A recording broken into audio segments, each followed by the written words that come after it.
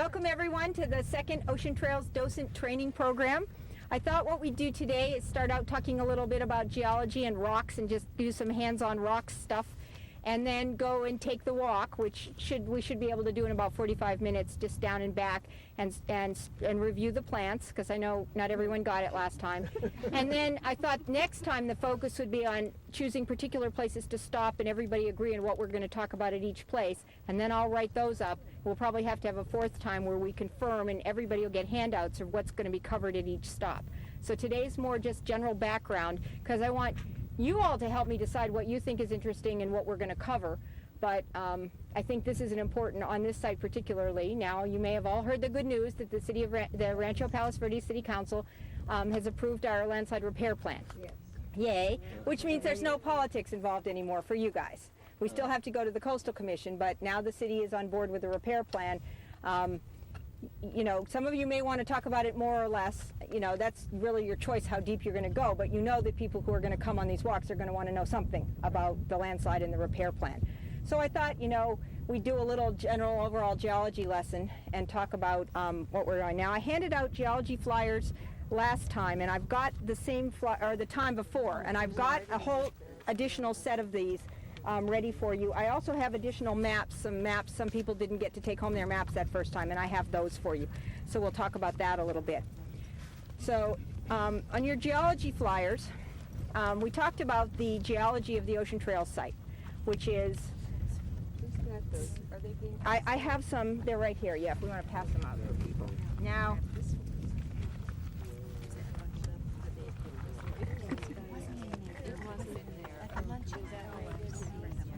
here they are. Now, they're 4 pages, and they are not stapled. I did not have time to get them stapled, but they are collated.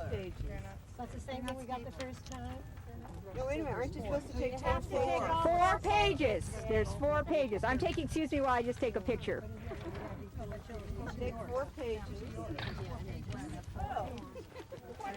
All right, 4 pages. It starts out with, page 1 is Geology Report, 6/00, followed by frequently asked questions, the landslide, and the repair.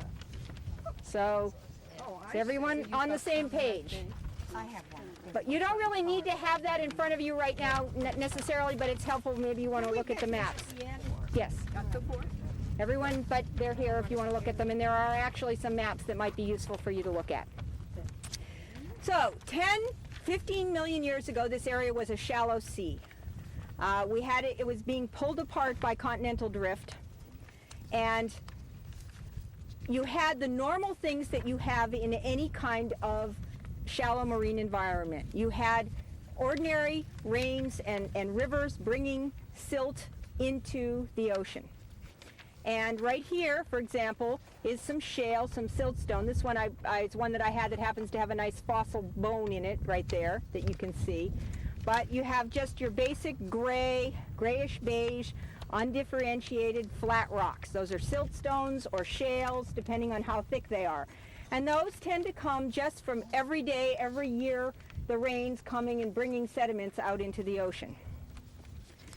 Sometimes you'd have a great big storm, and you'd have a huge amount of sediment washed out, and that would make one really thick layer. And that's generally mudstone. So you get, you know, these big thick layers in the bluffs, which are, depending on how tiny the particles are, mudstone or siltstone. So you had just your basic sedimentary rocks. The material was being eroded away from, didn't have that much quartz in it. Had some, but that's why we don't get sandstone. We tend to get siltstones and mudstones, very fine-grained sedimentary rocks. Sometimes in the thick beds you'd also have, you know, not as much in this site, but other parts of the peninsula and some on this site, you had, particularly in the big storms, you would have marine mammals die. And you would have things like this giant fossil right here, which is, you can see this is a vertebrae right here. Diana may be able to identify what it is. I know that's hard, put her on the spot, but you can see the bone. You can still see the bone structure here. You can see the, what do you call it, in between the vertebrae, the little pad? The disc, yeah, the disc right there. You can see it still fossilized. So there's 1, 2, 3, 4, and here's the tip of the tail of whatever marine mammal this was. And you can see this is a sedimentary rock, but it's very fine grained and very solid. Is that mudstone? Yes, mudstone. Barbara, I thought the difference between the shales and sandstones is the degree of the size of the grain. Well, it is, but quartz has bigger grains, and we didn't have much quartz around here. Quartz makes sandstone. We don't have any sandstone. So the tinier the grains, the thinner the beds normally. But also you have differences, like shales are very fine grained. They're very thin beds, whereas a siltstone or a mudstone may have also very fine grain but be a thick bed because it was deposited fairly steadily all at once. So you have a big thick bed. So we have sedimentary rocks here. Sometimes we have, can someone pass me that one right there? Right, that one, yeah. The other things that we had going on here, well, I'll talk about that in a minute, was, that made it more complicated was, oh wait, one more. No, never mind, I'll come back to that. We also had, because of the continental drift, the area being pulled apart, and we had volcanic activity in the area. And we had really three different kinds of volcanic activity. One was we had volcanic explosions like Mount St. Helens, where you had volcanic ash up in the air and then falling into the ocean. So it's half an igneous rock, half a sedimentary rock, because it really formed a very continuous layer. Now that stuff would also get concentrated in little like almost puddles under the water. You know how, I mean, when you think about rocks, you got to realize that whatever put them down is the same kind of thing that's happening today, you know. So you'd have like little areas where you'd have it be really muddier, and that, or your ash would gather. But you also had, for these big explosions, these long beds of bentonite, and that's what causes the landslides when those bentonites get wet. The bentonite, and you can see the picture in your flyer, that causes the landslide on this property is only 4 inches thick. Down there in one of the abalone shells, it's number M, and we want to pass that around, is 3 samples of bentonite. And we should really take a little water and get a little bit of it wet. It comes in different colors, so if we want to pull off a little bit and pour a little water in, we can. Sometimes it comes a powder too. This is, it's been compacted though, sedimentary. It's just been dried. Down in Sacred Color. Yeah. So it should get real slippery. Yeah, feel it. There it is. Pass it around and you can all feel the bentonite clay. So that's what came from volcanic eruptions, and that's what causes a lot of the trouble. Now, then this area all became compressed by the continental drift, and so you had a big dome form. The whole peninsula is a big dome, okay, with the arch in the middle. That's why all the beds on the south side of the peninsula pretty much slope down to the ocean. And I know on the Land Conservancy walks, I used to always say, it doesn't take a rocket scientist to know, and then I'd ask how many were rocket scientists, and there were usually 1 or 2 knowing this community. There's probably some here, right? Anyway, yeah, there we go. I knew we had a rocket scientist. When you get these slippery bentonite beds with rocks on them, sloping down toward the water, with nothing holding them up at the bottom, when it gets wet, it slides. Now, the other things to realize, though, is if it's flat, it doesn't slide. And a lot of times, if the toe of it is deep enough under the ground, it's not going to slide. And people, you know, there are conditions where it's very likely to slide. And that's one of the, you know, the challenges of geology on this peninsula, is to get enough information to understand exactly what's going on there. And then you can make some fairly good predictions over whether something is going to slide or not. So, okay, we've got this volcanic ash crashing out. The other thing we have is volcanic material and solutions coming up through the cracks and spreading their way all through the rocks and filling in. Wait, let me back up, I'm sorry. One other thing that happens is we also have volcanic explosions, and we have rock that gets broken into bits and falls back down. And if you look at that one right there, that's a breccia. That means those little bits of sedimentary, it's B-R-E-C-C-I-A. And this little, you know, fell down, and then solutions came in and filled in all those little bits of sedimentary rock and made it, you know, sort of all cemented it together. This is another one that's very similar, where you can actually see the pieces of sedimentary rock and how they got kind of broken apart, and then all the gaps in between got filled in by igneous rock. This is another one, very similar. This one probably not quite as much broken up, but you also have the solutions coming in and filling all the cracks. And this one's real pretty. If you turn it around, you can see the that. And then one more here, number F.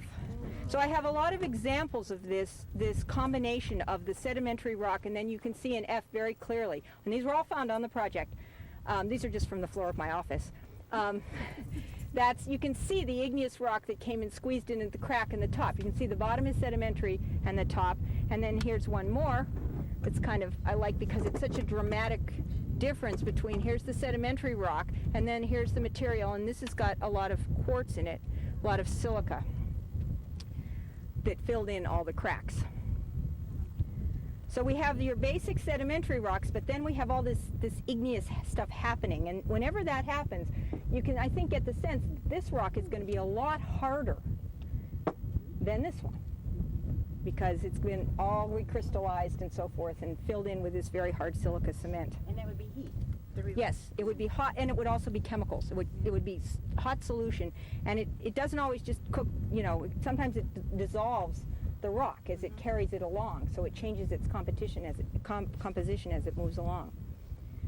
The other thing that happened at the same time is sometimes we had, with this volcanic activity under the water, you'd have stuff get pushed up by an intrusion over here coming in, and you'd have underwater landslides. So you have rocks that are all jumbled up, or if you look at this one, can you see this one, how it's got a little fold? That probably happened right when it was deposited.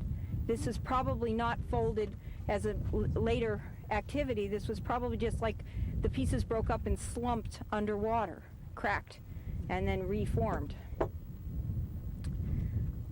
what do you call that? Just folded sedimentary rock, you know. Still sedimentary. Yeah, it's still sedimentary because you can see the sedimentary layers still. They've just been twisted around underwater. So we have, that's really our combination of rocks. We have some pretty straightforward, boring shales and siltstones and mudstones that tend to be pretty strong. But then we had all this other stuff coming in and exploding them and intruding them and cooking them and changing them. We had a few other things go. If someone can pass me K right there and Q. Let me just talk about what else I brought down here. This is you Ladera Linda docents will know this well. It's interesting. On this site, we have virtually no small fossils. I mean, you know, you go up to Ladera Linda and you walk around and you can find a fish scale in every rock you turn over after a storm, you know. Here's one fish scale for those who don't know Ladera Linda. But if you put a hand lens on it, you can see the little lines. And it's always interesting to me in a land conservancy walk where I'm trying to talk about fish scales. The little kids have never seen a fish scale. They have no idea what a fish, when you try to explain what it is, they don't know what they're looking at. So I always think that's interesting. And then some of the solutions that came through are rich in iron. They come up from deep inside the earth and they carry iron. And they will come in the cracks and the iron will get deposited sort of inward from the cracks. So that's what this kind of mark is. What do you call it? It's just an iron stain around the edges. There's the name. Oh, what's the name? Lisa Gagne. Lisa Gagne. German word. Lisa Gagne. Thank you. Thank you, Ruth. I wanted to hear you pronounce it. That's Lisa why. Gagne. Okay. I didn't know that one. I don't know where this one came from. I just picked it up on the beach one day. It's some folded rock. It's got a little fold in it like this, and it's got different layers that have different amounts of iron in them. It's just a pretty little sedimentary rock that you can see. What did you put on that one? Q. Some sedimentary rock. It's an altered, I think it's got some iron picked up in it to show the little patterns. It may not even have come from here. It was on the beach. So, and then down at there, we also had other things that have happened to the rock since then. What is that, Annette? Z. No. N. N is some mudstone with some pitted clams going through. And again, all of you who know the ocean can see that this has been affected by the marine environment. And we have some rocks that have fossilization from the time they were deposited. Then we have other rocks in the project that when the terraces, you know, when the different levels that were affected when they were underwater. So it doesn't really matter. It's still fossil pitted clams. So one other interesting thing that goes on here is we get accumulations of a mineral called chert. Now, I was saying that there wasn't a whole lot of silica here. There was, however, some. There were diatoms in the water.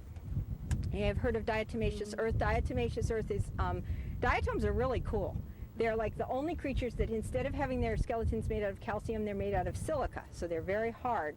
And that's why they use them for filters and for abrasives, because when they die and leave their skeletons, it's these little tiny pointy silica quartz things that all sort of hook together and make a great abrasive and a great filter. So we had some diatoms in the water, and we also had, you know, a little other. So when the solutions came through, sometimes the quartz would get concentrated into bands of chert. And chert is another form of quartz. And C-H-E-R-T. Chert. Yes, they're serve different crystalline forms of the same mineral, SiO2.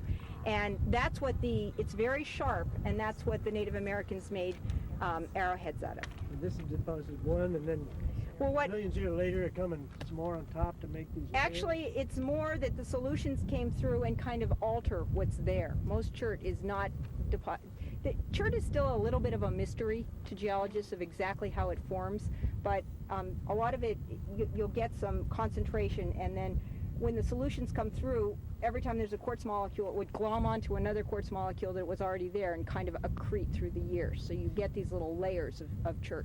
But it also happens because you had a lot of diatoms that kind of get converted. So you had to have the silica there to do it. So this really really sharp, dark, waxy looking rock, which you can find on the project here and there, is chert. From the diatoms. From silica, yeah, and diatoms are one of the sources. And then I have P down there is in the other one is just some.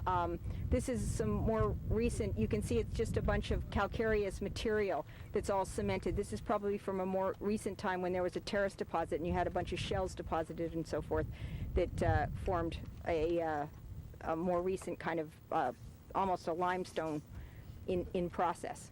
And H right there. H is just a really neat rock shaped like a boat with a fish on the side. Show it to the camera. Can you show it? See my boat? Turn it up. Turn it. Yeah, see? Oh, there you go. See my. And I thought it was such a cool rock, I had to bring it and show it to everybody.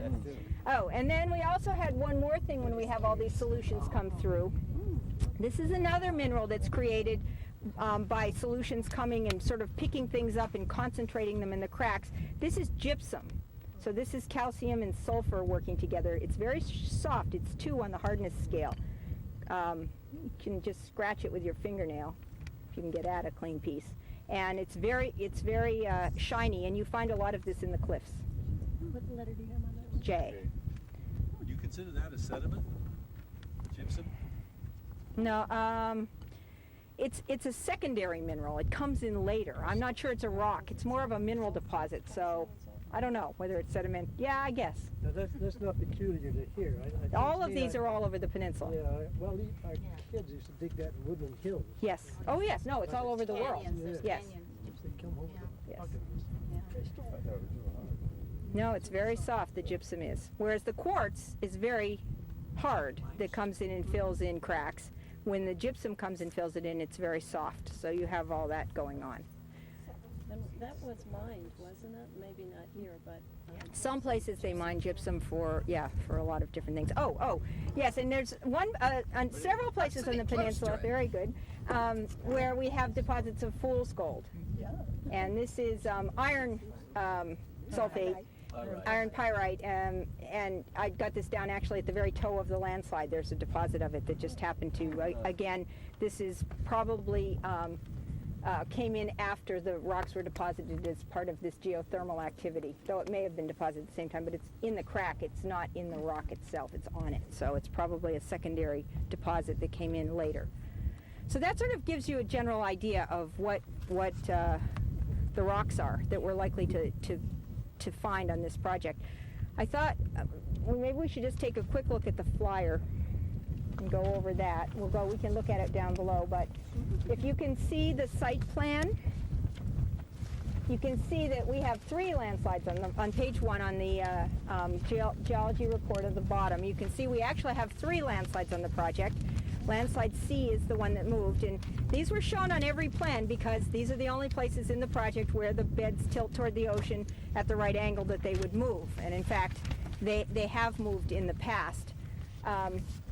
landslide C is the one that moved. Landslide A is the one we're investigating more now. Landslide B is really nothing they're very worried about. It's really just a surface landslide, kind of like a bunch of rubble on the face of the cliff rather than a real landslide on a bentonite layer. Is that where we walked? You walked on landslide A. We walked across landslide A on the first walk, the very first walk. And then, Question, Yes. what's approximately is the age of the ancient landslide? Well, they were saying, I think 70,000 years or 17,000 years? I think it was 17,000 years ago. I Yeah. heard something. that's not as ancient not that as old. I thought. That's No. not too ancient. No, because you know the coastline has to be up, it has to be at the right point where the bentonite layer is exposed, and you have to have the water have to get into the bentonite somehow. So it's really tends to happen when the toe of the landslide is at the base of the cliff, so that you can, you know, it's high enough that the water will get into the bentonite and in a right position so it'll slide. You still haven't determined where the water came from, have they? It's still controversial. No. whether it was a That's sewer still system controversial, or- but the city geologists and various others involved have all agreed that that's not necessary to approve the repair, because what we're doing for the repair is going in and taking out the bentonite, and we're putting in a big drain system. So, I mean, it's generally agreed by everyone except the sanitation district that the sewer line played a major role, especially in the fact that it went so fast and suddenly, which is very atypical. But no one has determined what broke the sewer line. I mean, there's no question that the sewer line was broken the day before, because we have videotape that shows it broken. But what broke it, and you know, the possibilities, there's a lot of different possibilities. There's the, could have broken because it was old. It was put in 55. It wasn't used until 57 when, because they waited 50, they put it in, and then the Portuguese Bend landslide happened, and that made them nervous, so they didn't start using it until 57.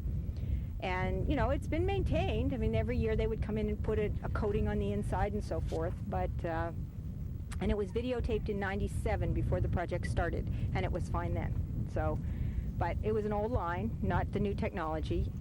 It's interesting, once you're sensitized, it's like these things, once you're sensitized, you see articles about sewer spills everywhere. It's amazing. It could have been the construction. It could have been just the buildup from El Nino. We don't, even though that would be good PR if it turned out to be true, it would be terrible for our insurance. It could have been, you know, something to do with water, not irrigation water. I mean, everyone's pretty convinced that the small amount of irrigation water and the controls were not an issue. As we talked about last time, you know, there's some questions about the drains around the lake and so forth. So who knows, you know, probably that'll get decided in court in about a decade, you know. But the bottom line, and if you look at the page that shows the repair plan, I figure it's probably just as easy to talk about this here as it is down standing on the coast. There you go. Let me get one. They're all down there.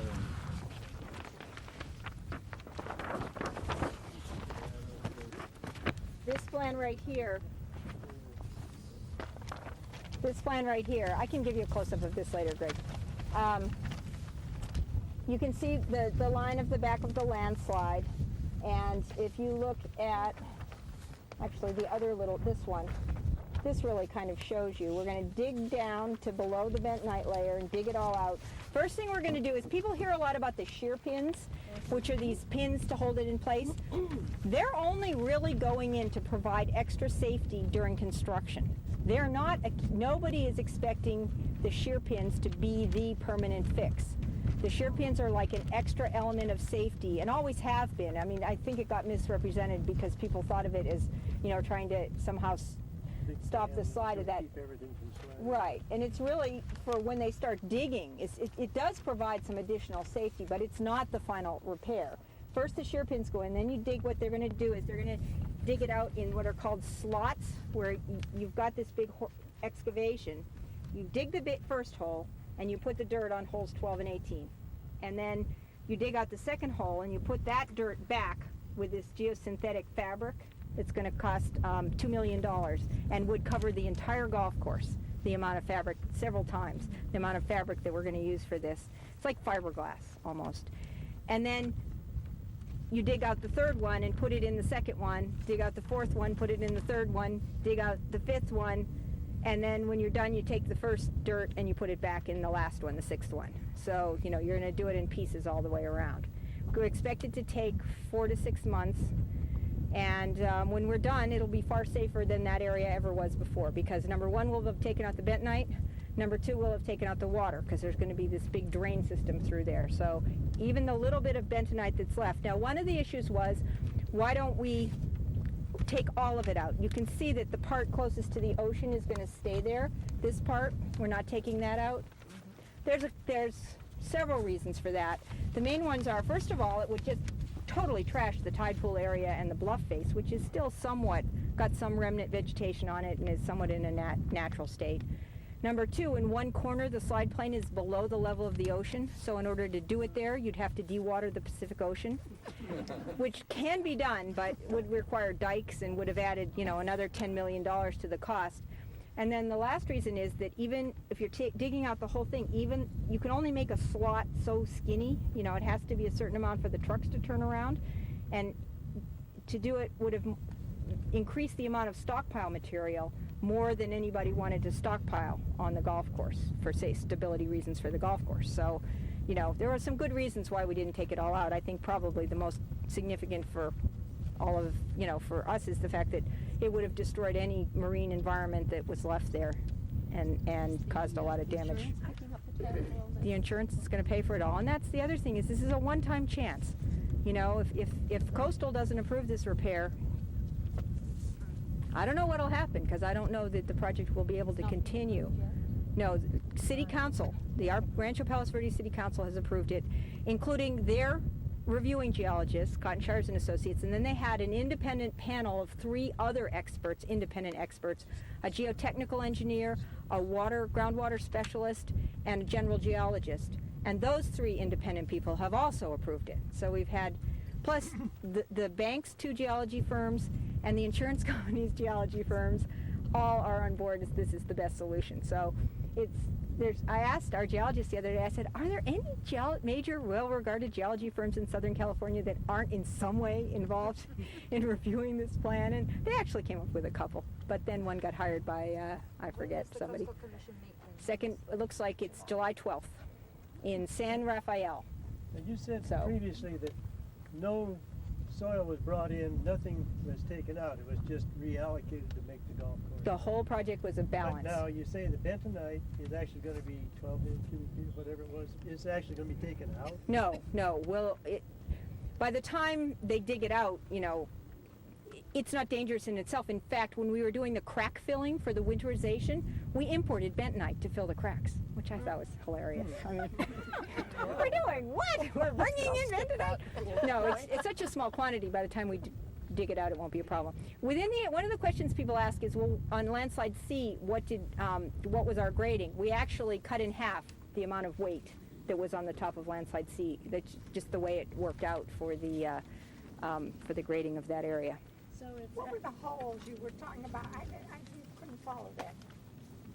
Digging a hole and putting the dirt in. The slots will like slices. When they do the excavation and build this big giant wall, they'll dig the first hole and stockpile that dirt. Then they'll dig a second slot, they call it, and then they'll put that dirt into the first one with this fabric intermixed like this. Wait, is that on your drawing here? No, Is that you're the looking wall at that you're cross talking section. about? You need to look at turn the page, go to your this one. page.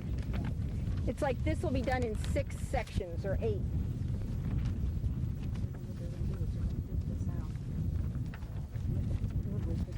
So you're capping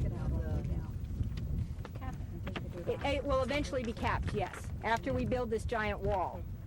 So it'll have a clay cap on the top and And then drains the all through. hole goes, then you'll build the hole, the 18th hole. Right. Yes. Actually, you know, the part that has to be rebuilt is only a small part, is the 18th hole. It's half of the 18th hole. Just as important to us, and this is something to stress, and it just as important to the whole project, are the park, the 5.2 acre park on the point, the bluff corridor, the Bluff Trail and Bikeway. And it's not just because we're, good people, which I like to think we are. It's because they're a coastal condition. We can't finally open this golf course as a functioning entity until we have the park, the trails, and the habitat back. It's one of our conditions. So for us, they matter just as much as the 18th hole. Yeah. So we're hoping to open 15 holes in August, which would be discounted for people, but it's not the same. It's not. Our business and you don't need to go into this for people, but the business interruption insurance that we had fabulous insurance, which is lucky for everybody in a lot of ways, runs out at the end of July. Except the insurance company. I know. But that's their business, so, Their rates go up. and they may go after some of the people that they think were responsible for not doing things right, if there were any, to cause this, and try to get some of the money back at some point, so. How good are the chances the coastal commission can? I'm feeling very confident about it. The only troubling thing right now is that they are requiring that the trail and bikeway be in an area of 1.5 factor of safety, which, is a tempting kind of bureaucratic, comfortable thing to do, but I think it's a terrible idea. And I think we're just going to be able to do it without, but I think everyone should be upset, because once you start setting minimum factors of safety for coastal trails, you are going down a path of closing off. You know what the state of liability is right now, and how nervous municipalities and everything. I mean, wait till somebody falls down and then somebody says, well, you didn't check the factor of safety of this trail. Right. What is it? No investigation was done. I mean, hopefully we're going to talk them out of it, because actually, I kind of am almost fighting against the project in this, because I want to continue to fight this, because I think it's such bad policy.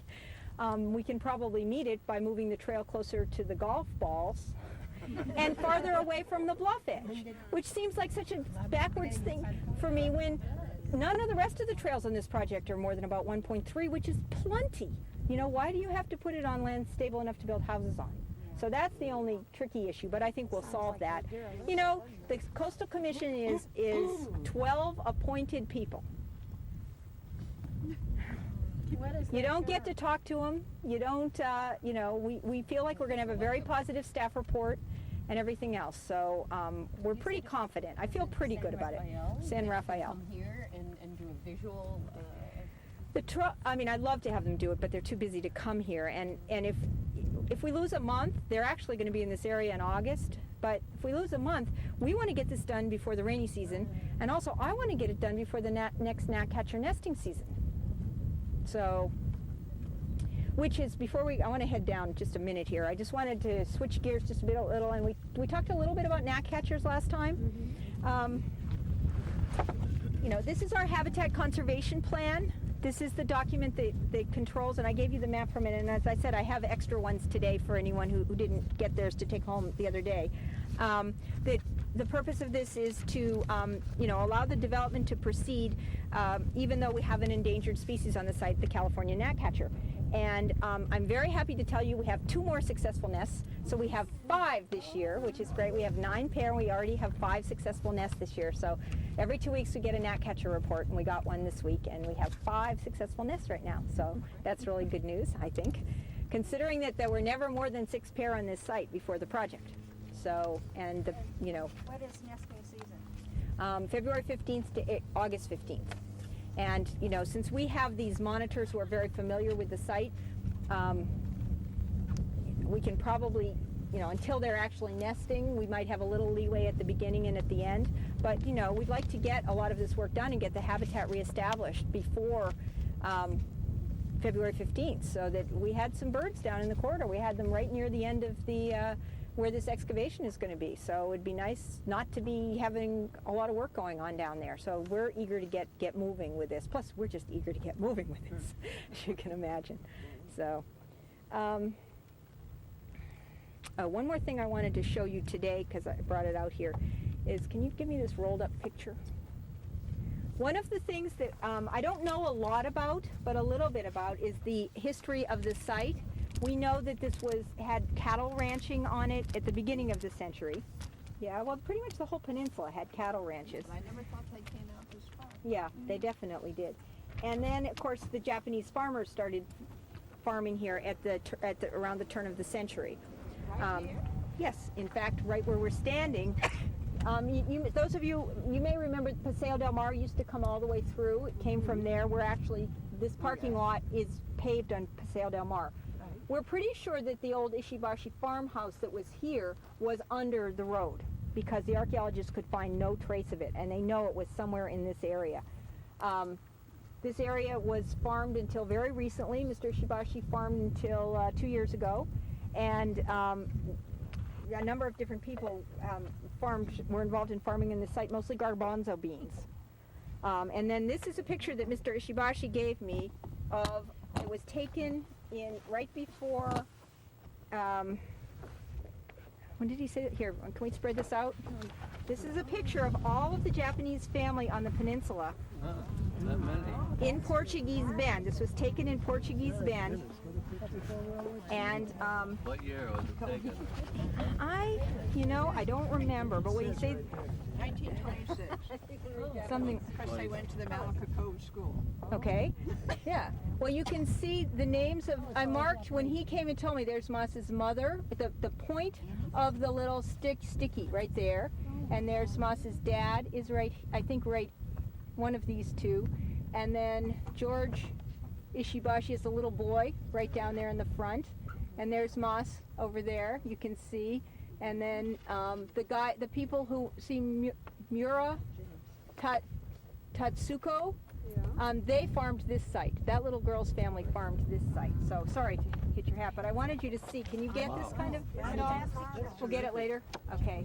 But you can see we do know a little bit about the history of this site, and that thank you. There was a Japanese farm in this area. So this picture was not taken on this site, however. It was taken in Portuguese Bend. But the only other thing, about this site is in the canyons are stone weirs that were Civilian Conservation Corps, according to Moss, came in the 30s and built these drainage control things in the area. And then this portion just below us here became a school site. It was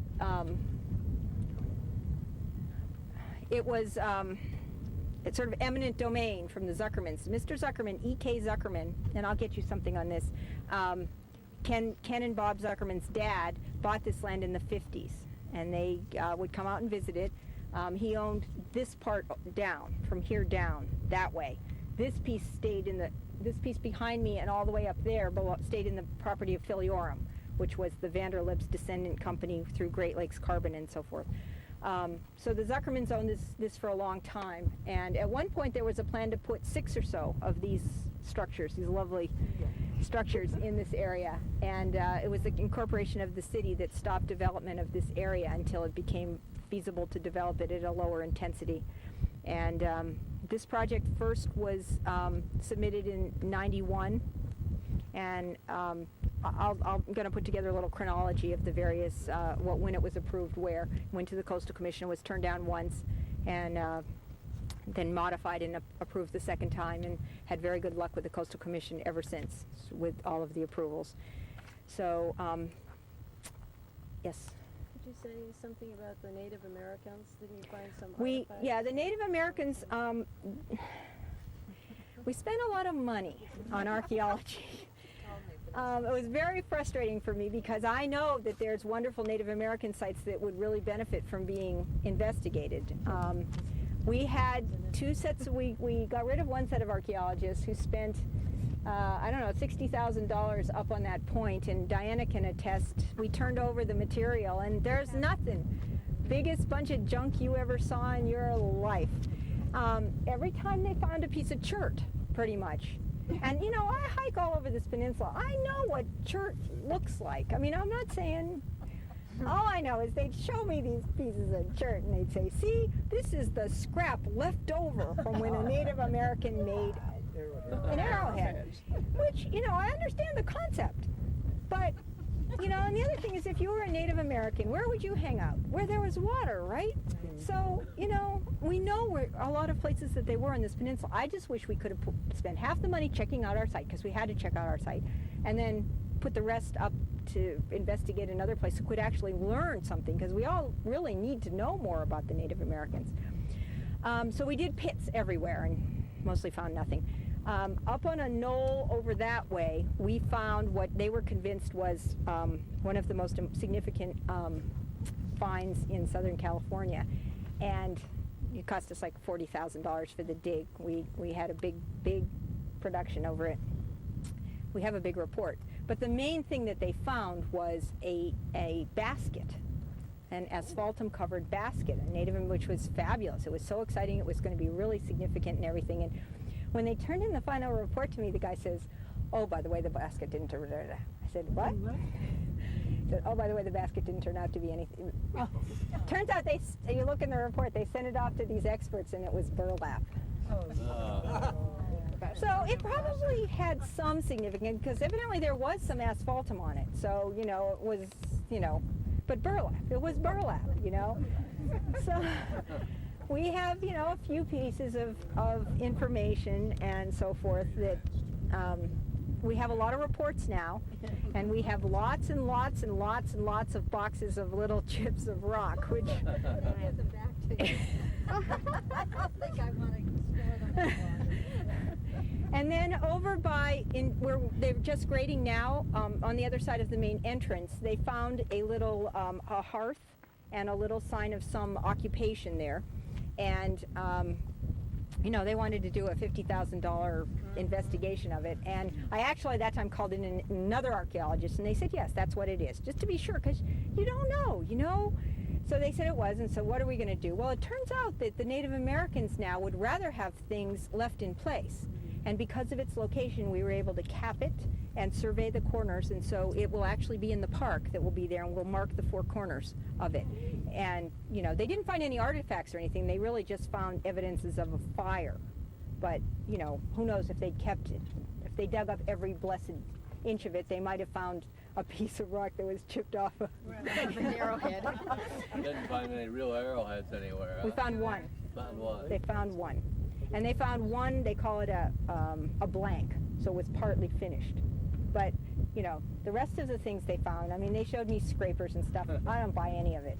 So, and I would love to have had a real site here. I'm not hostile to this idea. I would have been very, I would have fought for them if I thought they'd really had something. I don't know. Anyway, question? I was just going to say, I worked on a site in the 70s, up near the ranch, before Right. houses went in, and we worked all summer, and we found a fire-cracked rock. That's from one of these fires where Right. you know that they were around and that there had been a fire because the rock had black, soot on it, and it had cracked from the heat. Okay. That's all we found the entire time. We sifted a lot of dirt, I'll tell you. And we know that in Abalone Cove there was a site that people were going and hand excavating because they couldn't get anybody to excavate it. We know there's places on this peninsula where we could actually find something out, which would be wonderful. But anyway, that's my frustration. What can I say? And for fossils, they found no fossils at all the good fossils I've found. So like this one. I really like this one. Where did you find this? I found this down on the beach. So it may or may not have come from this particular site. There's actually two other great big ones that are probably part of the same animal that were found close by at different times. So big fossils, and we aren't quite sure what we're going to do with them all. So, well, let's go take a walk and sort of review the plants and talk through it again, and then next time I'm going to talk a little more about the military history and whatever else people think they want to know about, and we're going to firm up what we're going to talk about at each location, and then we'll probably need at least one more to figure out what we're going to be saying. Wednesday, 9 o'clock. Yes. Is it this? I'm sorry. Okay, now we're just going to do, this is a good stopping point for a number of things. We're going to talk about the trees on the project. The project has 8 kinds of trees on it. 4 that are decorative in the golf course, and then 2 native trees, and then the wetlands trees. And we'll go through those today. No tree on the project is allowed to grow over 16 feet tall.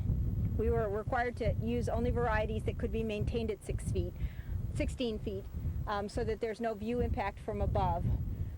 We pretty much, within the golf course, there's only 4 types, or 6 kinds, 2 native, 4 non-native. The one over there that everyone was calling out with the red flowers is? New Zealand Christmas tree, very good. And then this one behind me, it's not a very good example, but it's going to get its berries. This is anyone know what this is? Toyon, or a California holly tree, which gave its name to Hollywood. And then this over here, can you tell me what this tree is? It's, nope, it's not the strawberry tree. The peppermint tree. Or is that the tea tree? This is, isn't there? Oh, shoot. Thought I had this. See, I'm learning the trees myself. Let me see, who has their tree pictures? Okay, let me see. It's the peppermint tree. Yeah, this is the peppermint tree, you're right. Peppermint tree right here. All right, we'll move on from here. It's a good place to talk about trees though, right here. Okay.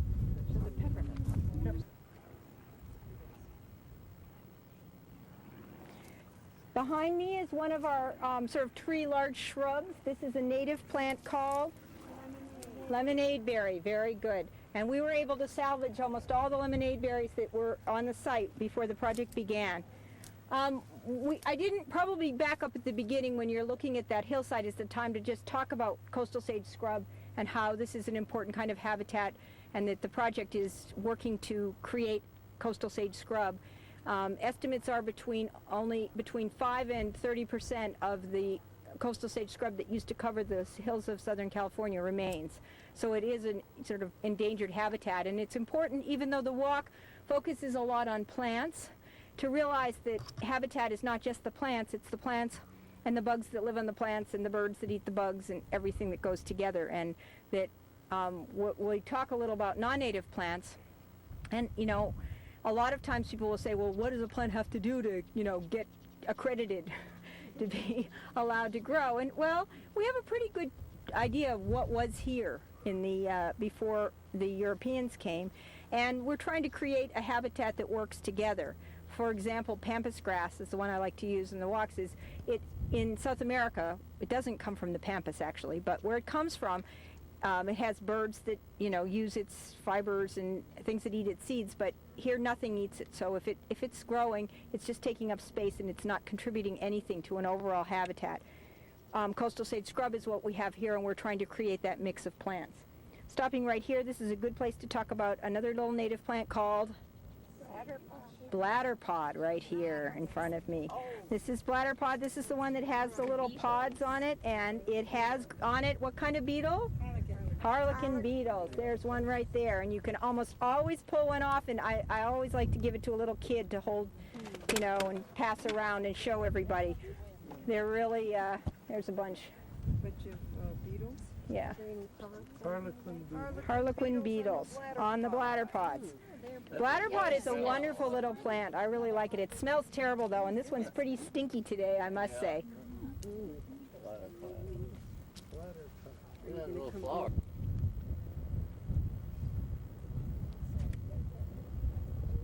This is a good spot to talk about a few additional plants. This is another kind of bunch grass, a native grass called Muhlenbergia. It has real tall plumes that come out the top. I think I gave you a picture of that. I'm not sure what its common name is. I'll try to find that out for you, but it's a real pretty grass. This bush right here, I don't think we talked about it last time, but it's kind of an important one. It's called coyote bush. And it's Baccharis is its Latin name. It's a plant that grows kind of in scrub areas. We had actually more Baccharis on this site when we started than we did Artemisia. There was a lot of Baccharis, which likes to grow in kind of disturbed areas. I was told it got its name because in the prairies, the coyotes would hide behind it to jump out at the rabbits. I don't know if it's true or not, but it's a good story. And then over here, I think you can see this one with the yellow flowers. Who remembers what this one is called? There's a little one here you can see too right there. Sorry. Deerweed. That's right, deerweed. And that was the one that we planted only from hydroseeding. That was in our seed mix. And we'll talk about hydroseeding a little more later, but it's also the second favorite plant of the Palos Verdes blue butterfly, which we do not have on site, but eventually this might be a possible reintroduction site. But the main thing I think that this is a good spot to talk about is the golf course, and I think it's good to give a little bit of background on this. Who knows the name of the golf course designer? Pete Dye, no relation to me. And he's known for he's one of the top golf course designers in the world. I'm going to give you next time a bio sheet on him.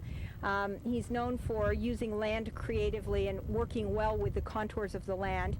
And he's also known for multiple tees, but that really comes from his wife Alice, who is also a very noted golf course designer.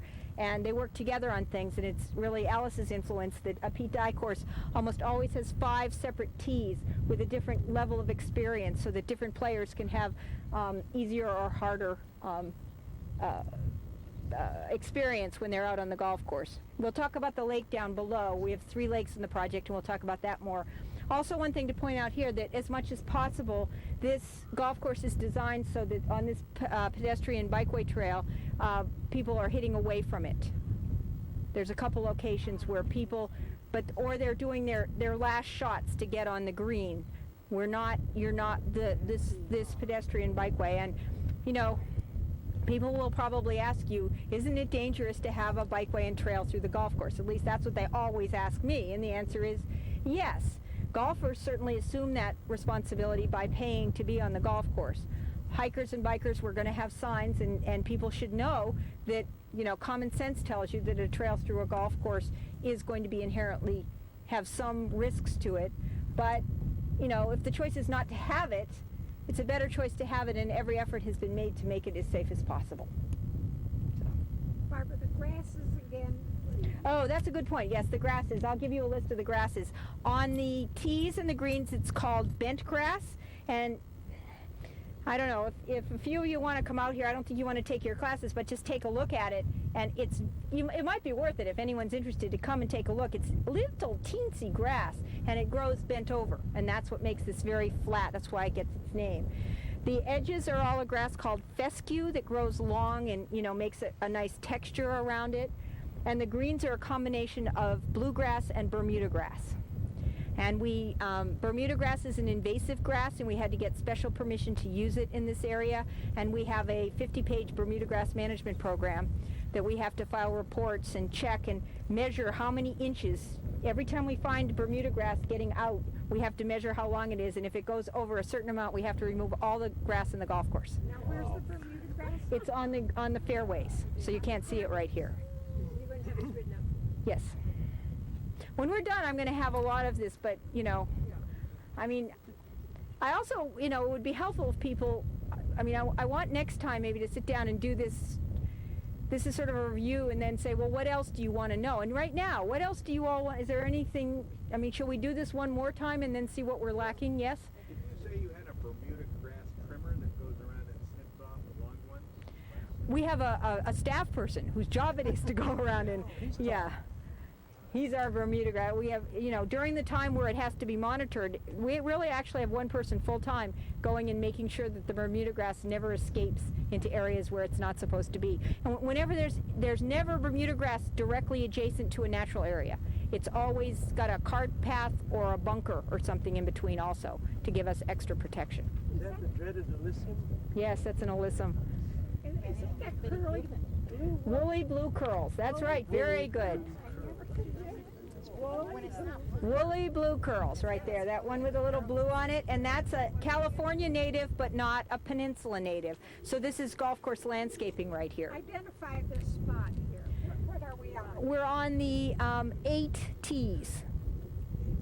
That's a beautiful spot. The 8. 8. This is the 8th hole right here. This is a. You each thing that you hit from is a hole. So this is the 8th hole. I played. Oh, I'm sorry. I thought you were. I'm sorry. That's all right, Barbara. This is the 8th hole over there. Okay. So. So we're on the 8th tee. Buckwheat. Yeah. Very good. Eriogonum cinerarium. Let's stop right. Yeah. Don't you love buckwheat? Isn't it the most beautiful? Melaleucas. Melaleucas. There's no native name. There's no common name. Leuca.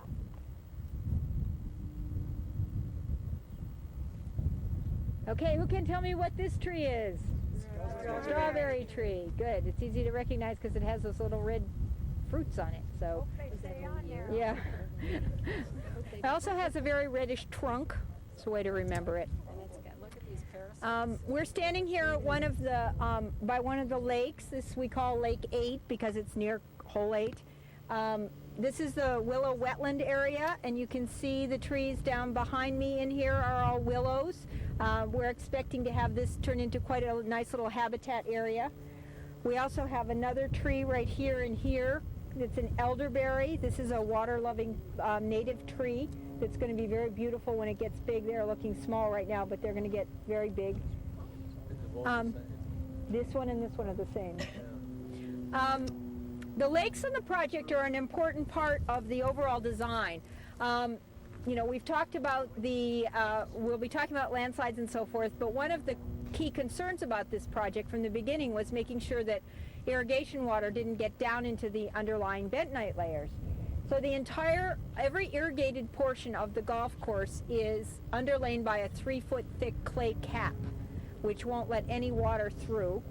And all of the irrigated areas have subdrains that pick up any extra water that makes it through the surface and collects it and brings it to the lakes. That has